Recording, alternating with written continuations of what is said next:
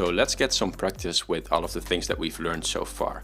And what we're going to do is I'm going to show you a couple of progressions, some basic ones and some pretty advanced ones. They're all going to be using functional harmony, and I'm going to show you them using the Roman numerals. And that's just so that when you start to find your own examples and you go online and you search some chord progressions, for example, you know how that system works with the Roman numerals. And remember that the Roman numerals, they refer to scale degrees, and whenever we see a capitalized Roman numeral, we talk about a major chord, and when it's a lowercase letter, we talk about a minor chord. So this first progression here means that the 1 chord is going to be major, the 5 chord is going to be major, then another 1 chord which is going to be major, and then a minor 6 chord. So and then a 5 or 5/7 chord. So like I said, we're going to get pretty advanced, and for all of this we're going to be in the key of C, either C minor or C major, just so that you can easily compare the differences. So let's start with our 1 chord here, which is going to be a major chord. I think we should know how that works by now. And then we take our 5 chord, which is going to be a G. And for now I'll put everything in the root inversion. Then we're going to go back to another 1 chord. So we, at this point, because we go back here, we could label this as tonic prolongation. I'm also going to make these a little bit louder. And then we go to a 6 chord. So remember, 6 had that tonic function. So for that, normally I pretty much always I put 6 chords in first inversion. So rather than having them like this, because our 6 chord is an A, so A, C, E, it's very common to have the root of the chord on top like that. So I'm just gonna use that system, and we would call this in classical music notation, we would call this a 6/6 chord, because the first 6 stands for the scale degree and the second 6 stands for the inversion, which if you remember, that means that the interval between the lowest note of the chord and the highest note is a sixth. It can be very confusing, I know. So we have the 6 chord here, and then we go to a 5 or 5/7. Well, we might need to think about that for a little bit. So first off, we need to know what the 5/7 chord is, and the 5/7 chord was just a dominant chord built on the 5th scale degree. So we know that the 5th scale degree is this one, and we know that that should be a major chord, and we also knew that to find the 7th of this, we lower the root a whole step or 2 half steps, which gives us an F, and then we just put that on top. So this is our 5/7 chord, but we need to find the 5 of 5/7, so we need to find the 5th of this, and since the 5th is already in the chord, we know that this is going to be a D chord. So that's going to be our 5 of 5/7 chord is going to be a D chord, and it moves to this 5/7 chord, and then we're going to end with a 1 chord. So now this looks incredibly ugly to me, at least. So we're going to invert some of these things. Let's see what will sound smooth. So I'm just again lowering in octaves, and then maybe we'll make that even lower. All right, let's listen to this progression.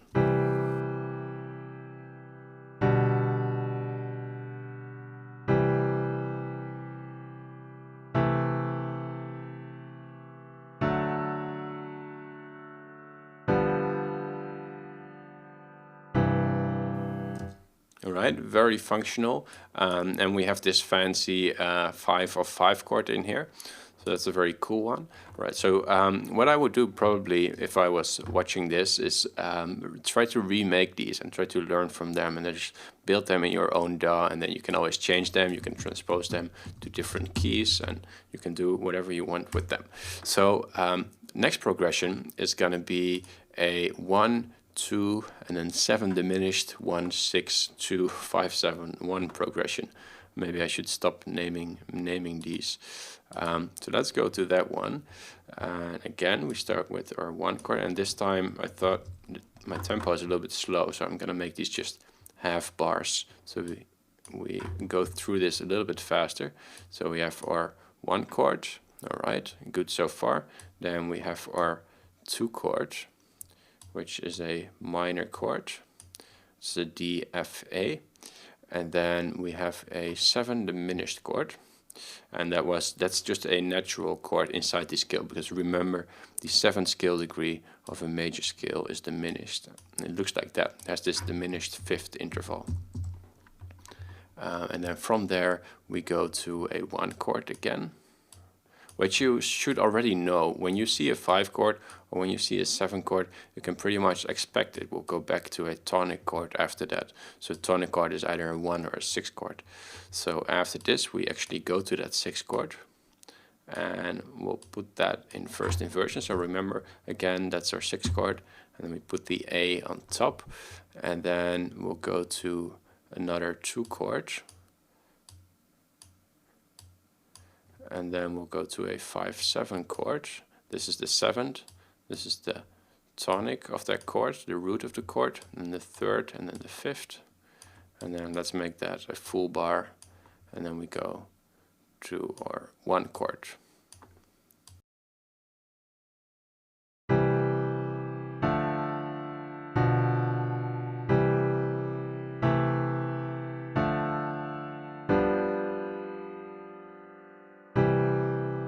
Right, that's pretty nice. This could be nicer with inversions and stuff like that. They could lower this and lower this one to make the whole progression go up a little bit more.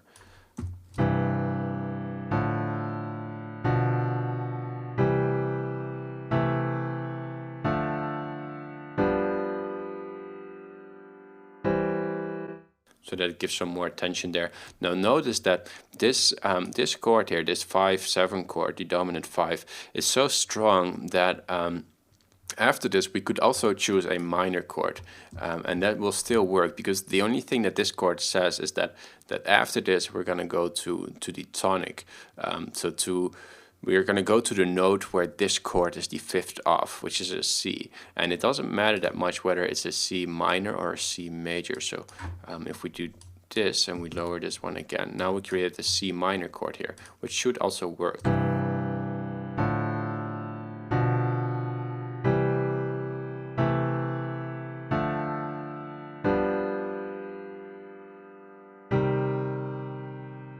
So that sounds perfectly fine as well, and then we've modulated to the minor key.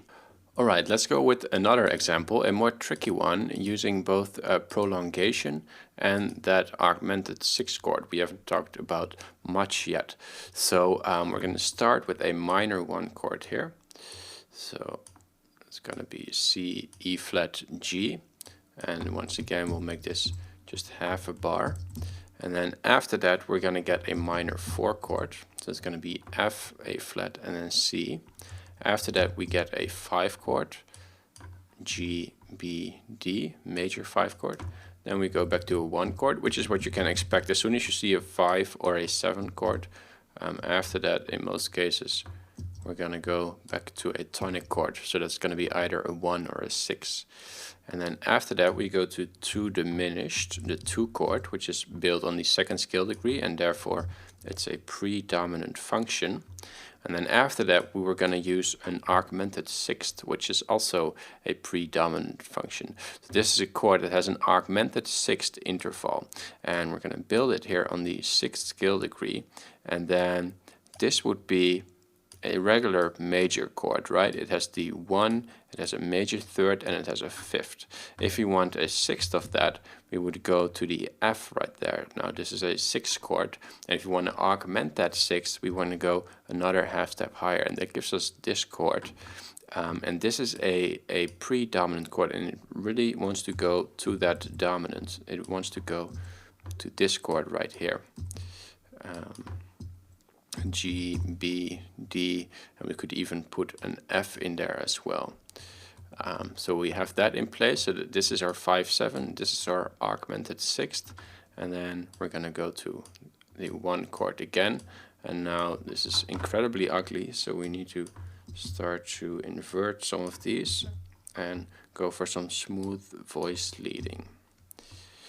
And voice leading is how you use notes of the chord and sort of gradually change them rather than abruptly. Voice leading has to do with where the individual chord tones, where they move to.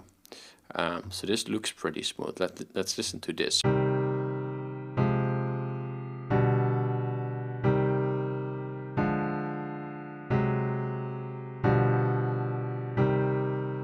That's nice, right? This one gives quite the edge. We could try to raise this a little bit. We can try for some different inversions. Maybe something like this.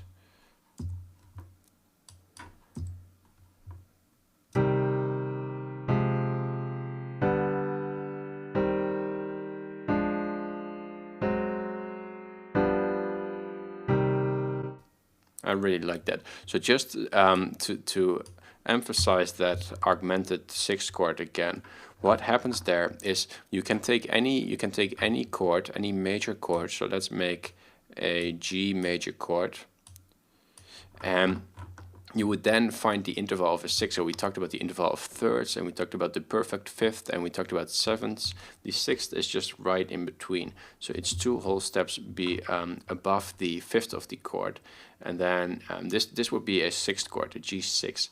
And then if we want to augment that, we just raise that sixth another one. So basically, it makes you end up at the note is the same as the minor seventh would be, because it's a whole step below the root, but it's because of the context that we sometimes call things differently. So an augmented sixth chord, it's used in a specific context, and that's why we name it by that context rather than the exact notes. Similar to why sometimes this note is a B sharp and the other times it's just a C. It all has to do with that context. So this would be an augmented sixth chord. And you can hear that it has quite a lot of tension by itself as well. All right, so let's go to the next example, which uses some modal borrowing. And remember, modal borrowing was when we used some chords from a different scale. And in this case, we're going to use some chords from the minor mode. So the progression here is going to be a minor 1. Then we're going to go to a major third, which is still perfectly diatonic, meaning still perfectly inside the scale. Then we have a major 4 chord, which is not diatonic because it uses this A, which is not in the minor scale. Then after that we get a 7 chord, a major.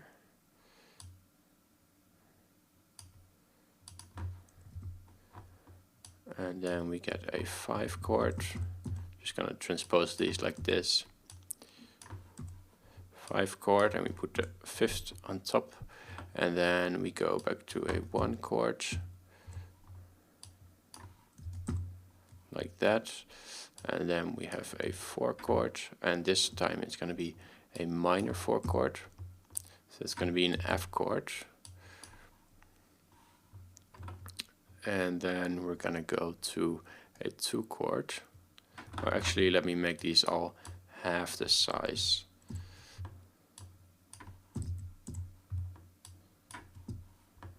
So our 2 chord is going to be diminished. And then we go to a 5/7 chord, and then we go back to 1.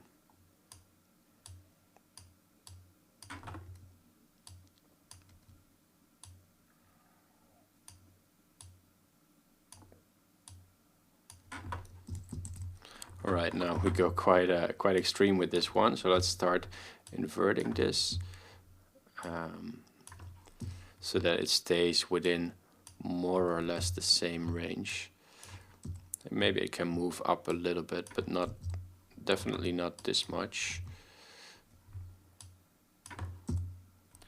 Maybe something like that. Let's listen to this.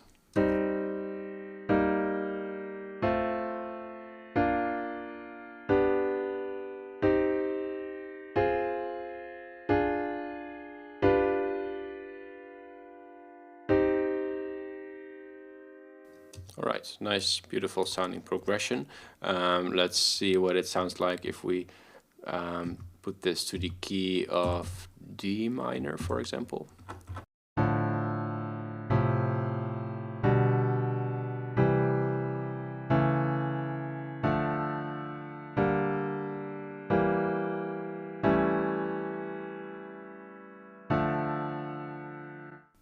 All right, beautiful. Let's go with the last one, which is going to be a Neapolitan sixth progression.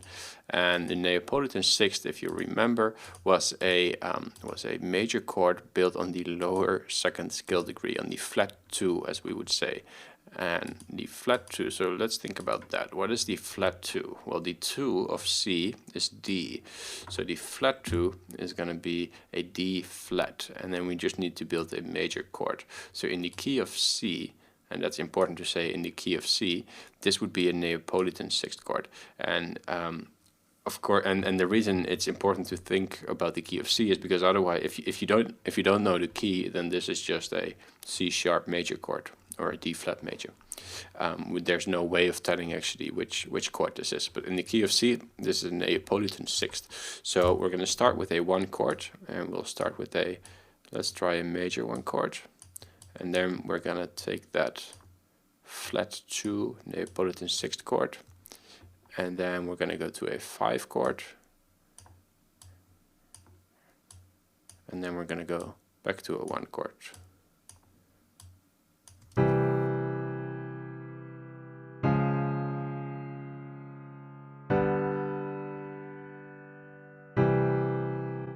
Very functional. Now, of course, we can make all sorts of alterations to this. So, for example, what we could do is we have our, let's see, we have our Neapolitan sixth chord there. So that is this is going to be the predominant function. This is the dominant function, which we can make stronger by adding the 7 to that as well. But we could start off with some tonic prolongation. So, for example, neighboring tone prolongation or pedal point even. But let's go with neighboring tone, which is where we take a chord, a completely different chord, like this F minor chord, and then we go back to 1 chord right there. And then here we could have a 6th chord to prolong even more, because the 6th chord also has the tonic function. And then we go to that predominant function.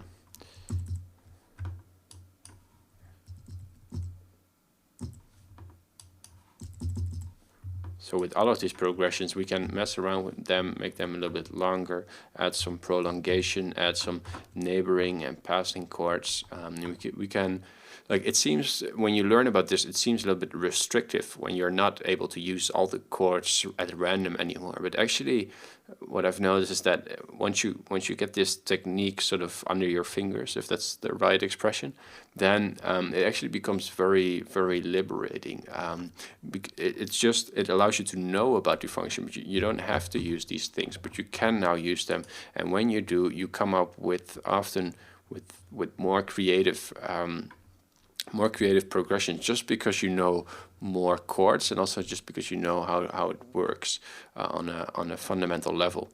All right, let's listen to this one.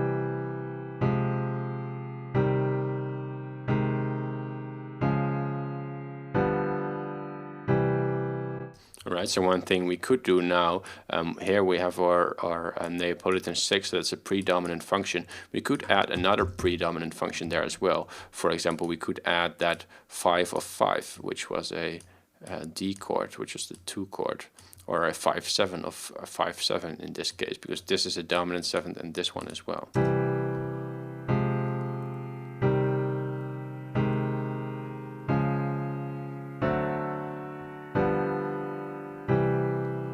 Right, so that's all perfectly acceptable.